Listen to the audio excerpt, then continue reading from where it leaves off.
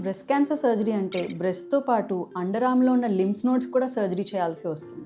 Hi, నేను doctor Shalini, breast surgeon from Vizag. అసలు breast క్యాన్సర్కి ఇంకా అండర్ ఆర్మ్లో ఉండే లింఫ్ నోడ్స్కి లింక్ ఏంటో తెలియాలి. అండర్ ఆర్మ్లో వచ్చే లంప్స్ అనేవి ఒకవేళ లింఫ్ నోడ్స్ అయితే అది బ్రెస్ట్ క్యాన్సర్ పెట్టే పిల్ల క్యాన్సర్లు అయి ఉండొచ్చు, లేదా బ్రెస్ట్లో వచ్చే ఇన్ఫెక్షన్ వగైరా కారణాల వల్ల కూడా అయి ఉండొచ్చు. ఒకవేళ అండర్ ఆర్మ్లో ఉండే లింఫ్ నోడ్స్ క్యాన్సర్ కారణంగా వచ్చే పిల్ల క్యాన్సర్లు అయితే అవి కూడా తీయాల్సి ఉంటుంది. బ్రెస్ట్ క్యాన్సర్ సర్జరీ అప్పుడు అండర్ ఆర్మ్లో ఉండే లింఫ్ నోడ్స్ అన్నీ తీసేయడం వల్ల చేతిలో వాపు రావడము, లేదా భుజంలో స్టిఫ్నెస్ రావడం, ఇట్లాంటి కాంప్లికేషన్స్ అన్నీ జరుగుతూ ఉంటాయి. సో ఇప్పటి కాన్సెప్ట్ ఏంటంటే యాక్సిల్లాలో ఉండే అన్ని లింఫ్ నోడ్స్ తీసేయకుండా సెంటినల్ లింఫ్ నోడ్ బయాప్సీ అనే ఒక ప్రొసీజర్ చేయడం జరుగుతుంది.